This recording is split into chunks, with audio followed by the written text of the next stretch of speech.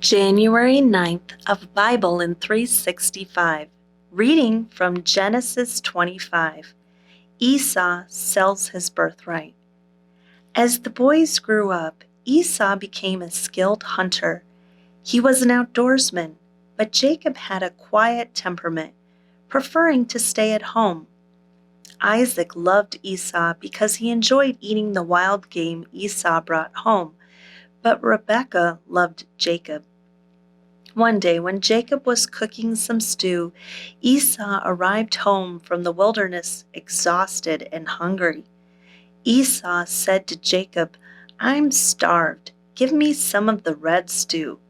This is how Esau got his other name, Edom, which means red. "All right," Jacob replied, "but trade me your rights as the firstborn son." "Look, I'm dying of starvation," said Esau. "What good is my birthright to me now?" But Jacob said, "First, you must swear that your birthright is mine." So Esau swore an oath, thereby selling all his rights as the firstborn to his brother Jacob. Then Jacob gave Esau some bread and lentil stew. Esau ate the meal, then got up and left. He showed contempt for his rights as the firstborn. Isaac deceives Abimelech. A severe famine now struck the land, as had happened before in Abraham's time. So Isaac moved to Gerar, where Abimelech, king of the Philistines, lived. The Lord appeared to Isaac and said, "Do not go down to Egypt, but do as I tell you. Live here as a foreigner in this land, and I will be with you and bless you. I hereby confirm that I will give all these lands to you and your descendants, just as I solemnly promised Abraham your father. I will cause your descendants to become as numerous as the stars of the sky, and I will give them all these lands. And through your descendants, all the nations of the earth will be blessed. I will do this because Abraham listened to me and obeyed all my requirements, commands, decrees, and instructions." So Isaac stayed in Gerar. When the men who lived there asked Isaac about his wife Rebekah, he said, "She is my sister." He was afraid to say, "She is my wife," he thought. "They will kill me to get to her, but because she is so beautiful." But some time later, Abimelech, king of the Philistines, looked out his window and saw Isaac caressing Rebekah. Immediately, Abimelech called for Isaac and exclaimed, "She is obviously your wife. Why did you say she is my sister?" "Because I was afraid someone would kill me to get her from me," Isaac replied. "How could you do this to us?" Abimelech exclaimed. "One of my people might easily have taken your wife and slept with her, and you would have made us guilty of great sin." Then Abimelech issued a public proclamation: "Anyone who touches this man or his wife will be put to death." Conflict over water rights, Genesis 26. When Isaac planted his crops that year, he harvested 100 times more grain than he planted, for the Lord blessed him. He became a very rich man, and his wealth continued to grow. He acquired so many flocks of sheep and goats, herds of cattle, and servants that the Philistines became jealous of him. So the Philistines filled up all of Isaac's wells with dirt. These were the wells that had been dug by the servants of his father Abraham. Finally, Abimelech ordered Isaac to leave the country. "Go somewhere else," he said, "for you have become too powerful for us." So Isaac moved away to the Gerar Valley, where he set up their tents and settled down. He reopened the wells his father had dug, which the Philistines had filled in after Abraham's death. Isaac also restored the names Abraham had given them. Isaac's servants also dug in the Gerar Valley and discovered a well of fresh water. But then the shepherds from Gerar came and claimed the spring. "This is our water," they said, and they argued over it with Isaac's herdsmen. So Isaac named the well Esek, which means argument. Isaac's men then dug another well, but again there was a dispute over it. So Isaac named it Sitnah, which means hostility. Abandoning that one, Isaac moved on and dug another well. This time there was no dispute over it, so Isaac named the place Rehoboth, which means open space. For he said, "At last the Lord has created enough space for us to prosper in this land." From there Isaac moved to Beersheba, where the Lord appeared to him on the night of his arrival. "I am the God of your father Abraham," he said. "Do not be afraid, for I am with you and will bless you. I will multiply your descendants, and they will become a great nation. I will do this because of my promise to Abraham, my servant." Then Isaac built an altar there and worshipped the Lord. He set up his camp at that place, and his servants dug another well. A treaty with Abimelech.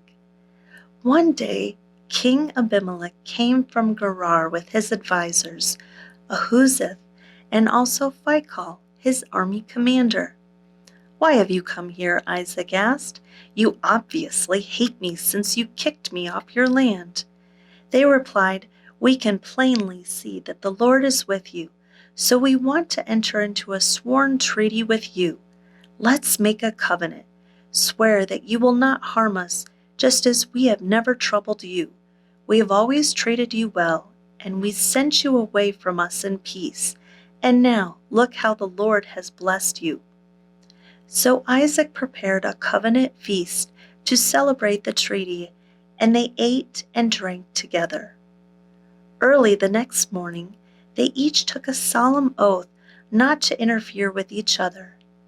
Then Isaac sent them home again, and they left him in peace. That very day, Isaac's servants came and told him about a new well they had dug. "We found water," they exclaimed. So Isaac named the well Shibah, which means oath. And to this day, the town that grew up there is called Beersheba, which means well of the oath. At the age of 40, Esau married 2 Hittite wives, Judith, the daughter of Beeri, and Basemath, the daughter of Elon. But Esau's wives made life miserable for Isaac and Rebekah. Jacob steals Esau's blessings.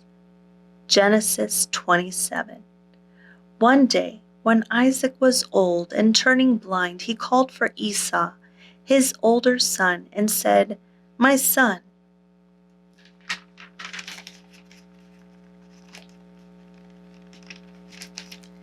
"Yes, father," Esau replied. "I am an old man now," Isaac said, "and I don't know when I may die. Take your bow and a quiver full of arrows and go out into the open country to hunt some wild game for me. Prepare my favorite dish and bring it here for me to eat. Then I will pronounce the blessing that belongs to you, my firstborn son, before I die." But Rebekah overheard what Isaac had said to his son Esau. So when Esau left to hunt for the wild game, she said to her son Jacob, "Listen, I overheard your father say to Esau, 'Bring me some wild game and prepare me a delicious meal. Then I will bless you in the Lord's presence before I die. Now, my son, listen to me. Do exactly as I tell you. Go out to the flocks and bring me 2 fine young goats. I'll use them to prepare your father's favorite dish. Then take the food to your father so he can eat it and bless you before he dies." "But look," Jacob replied to Rebekah, "my brother Esau is a hairy man, and my skin is smooth. What if my father touches me? He'll see that I'm trying to trick him, and then he'll curse me instead of blessing me?" But his mother replied, "Then let the curse fall on me, my son. Just do what I tell you. Go out and get the goats for me." So Jacob went out and got the young goats for his mother. Rebekah took them and prepared a delicious meal, just the way Isaac liked it. Then she took Esau's favorite clothes, which were there in the house, and gave them to her younger son, Jacob. She covered his arms and the smooth part of his neck with the skin of the young goats. Then she gave Jacob the delicious meal, including freshly baked bread. So Jacob took the food to his father. "My father?" he asked. "Yes, my son," Isaac answered. "Who are you, Esau or Jacob?" Jacob replied, "It's Esau, your firstborn son. I've done as you told me. Here is the wild game. Now sit up and eat it so you can give me your blessing." Isaac asked, "How did you find it so quickly, my son?" "The Lord your God put it in my path," Jacob replied. Then Isaac said to Jacob, "Come closer so I can touch you and make sure that you are really Esau." So Jacob went closer to his father, and Isaac touched him. "The voice is Jacob's, but the hands are Esau's," Isaac said. But he did not recognize Jacob, because Jacob's hands felt hairy, just like Esau's. So Isaac prepared to bless Jacob.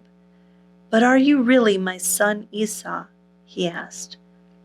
"Yes, I am," Jacob replied. Then Isaac said, "Now, my son, bring me the wild game. Let me eat it, and then I will give you my blessing." So Jacob took the food to his father, and Isaac ate it. He also drank the wine that Jacob served him. Then Isaac said to Jacob, "Please come a little closer and kiss me, my son." So Jacob went over and kissed him, and when Isaac caught the smell of his clothes, he was finally convinced, and he blessed his son. He said, "Ah, the smell of my son is like the smell of the outdoors, which the Lord has blessed. From the dew of heaven and the richness of the earth, may God always give you abundant harvests of grain and bountiful new wine. May many nations become your servants, and may they bow down to you. May you be the master over your brothers, and may your mother's sons bow down to you. All who curse you will be cursed, and all who bless you will be blessed." As soon as Isaac had finished blessing Jacob, and almost before Jacob had left his father, Esau returned from his hunt. Esau prepared a delicious meal and brought it to his father. Then he said, "Sit up, my father, and eat my wild game, so you can give me your blessing." But Isaac asked him, "Who are you?" Esau replied, "It's your son, your firstborn son, Esau." Isaac began to tremble uncontrollably and said, "Then who just served me wild game? I have already eaten it, and I blessed him just before you came. And yes, that blessing must stand." When Esau heard his father's words, he let out a loud and bitter cry. "Oh, my father, what about me? Bless me too," he begged. But Isaac said, "Your brother was here, and he tricked me. He has taken away your blessing." Esau exclaimed, "No wonder his name is Jacob, for now he has cheated me twice. First he took my rights as the firstborn, and now he has stolen my blessing. Oh, haven't you saved even one blessing for me?" Isaac said to Esau, "I have made Jacob your master, and have declared that all his brothers will be his servants. I have guaranteed him an abundance of grain and wine. What is left for me to give you, my son?" Esau pleaded, "But do you have only one blessing? Oh, my father, bless me too." Then Esau broke down and wept. Finally, his father Isaac said to him, "You will always live away from the richness of the earth, and away from the dew of the heavens above. You will live by your sword, and you will serve your brother. But when you decide to break free, you will shake his yoke from your neck.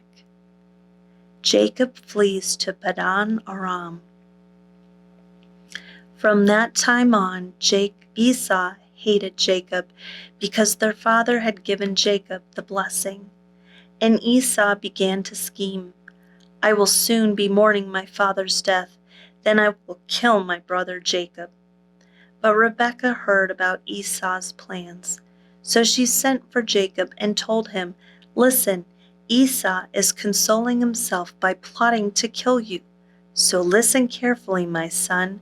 Get ready and flee to my brother Laban in Haran. Stay there with him until your brother cools off. When he calms down and forgets what you have done to him, I will send for you to come back. Why should I lose both of you in one day? Then Rebekah said to Isaac, I'm sick and tired of these local Hittite women. I would rather die than see Jacob marry one of them. So Isaac called for Jacob, blessed him, and said, You must not marry any of these Canaanite women. Instead, go at once to Padan Aram, to the house of your grandfather Bethuel, and marry one of your uncle Laban's daughters. May God Almighty bless you and give you many children, and may your descendants multiply and become many nations. May God pass on to you and your descendants the blessings he promised to Abraham. May you own this land where you are now living as a foreigner, for God gave this land to Abraham. So Isaac sent Jacob away, and he went to Padan Haran to stay with his uncle Laban, his mother's brother, the son of Bethuel the Aramean. Praise be to God.